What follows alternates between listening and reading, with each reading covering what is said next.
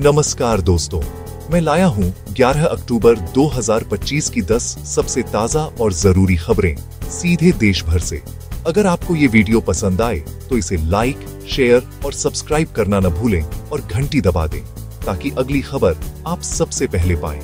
आज की क्विज। अच्छा, तो सवाल ये है, भारत का राष्ट्रीय पशु कौन सा है? ए हाथी, बी शेर, सी बाघ, डी गैंडा। जो सही जवाब कमेंट में लिखेंगे उनसे मैं 5 लोगों का स्पेशल शॉट आउट करूंगा।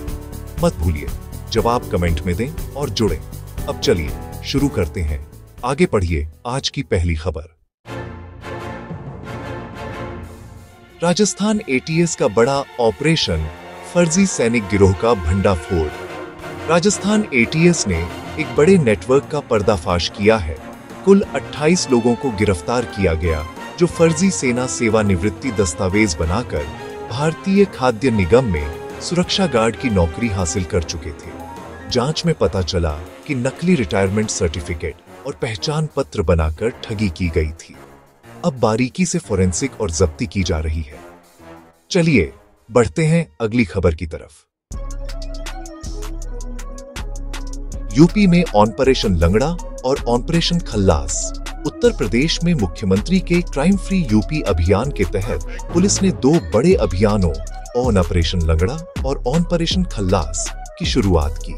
रिपोर्ट के मुताबिक पिछले 48 घंटों में 20 से अधिक प्रतिष्ठित एनकाउंटर्स हुए हैं। राज्य सरकार ने सख्ती दिखाते हुए कहा कि अपराधी बर्दाश्त नहीं होंगे। सुरक्षा बल सक्रिय है और इलाके में कर्फ्यू सी स्थिति टलने तक सतर्कता बनी रहेगी। अब बढ़ते हैं अगली खबर की तरफ।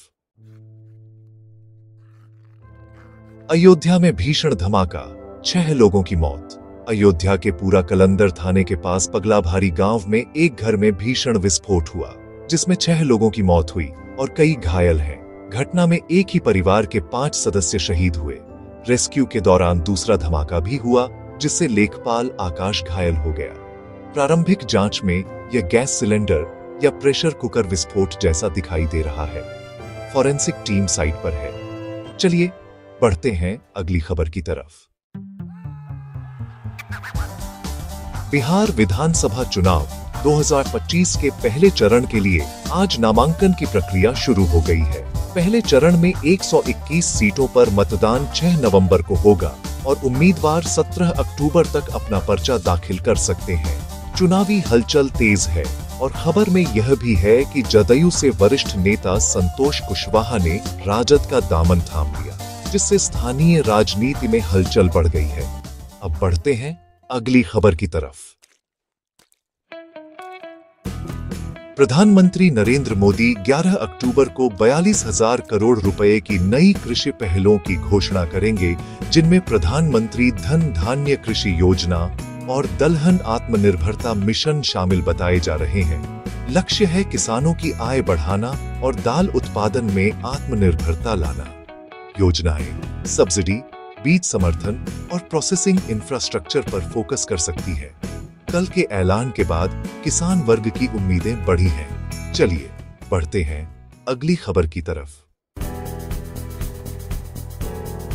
उत्तर प्रदेश के चंदौली में 65 करोड़ रुपए की लागत से तैयार की गई मछली मंडी का निर्माण पूरा हुआ जिसे एशिया की सबसे बड़ी और अत्याधुनिक मंडी बताया जा रहा है। प्रधानमंत्री कल वर्चुअल माध्यम से इसका उद्घाटन करेंगे। इस मंडी से पूर्वांचल के मत्स्य पालों को बेहतर बाजार, ठंडा भंडारण और बेहतर कीमत मिलने की उम्मीद है। इससे उनकी आय दोगुनी होने की संभावनाएं जताई जा रही हैं। अब बढ़ते हैं अगली खबर की तरफ। गाजियाबाद में करवा चौथ की मेहंदी के दौरान एक विवाद सामने आया। दरअसल घंटाघर चौपला मंदिर के पास एक महिला मेहंदी लगवा रही थी।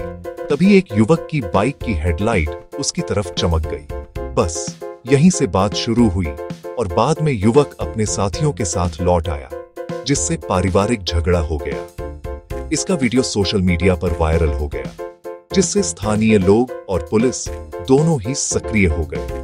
अभी के लिए स्थिति नियंत्रण में बताई जा रही है लेकिन सोशल मीडिया पर बहस अब भी जारी है। चलिए अब बढ़ते हैं अगली खबर की तरफ।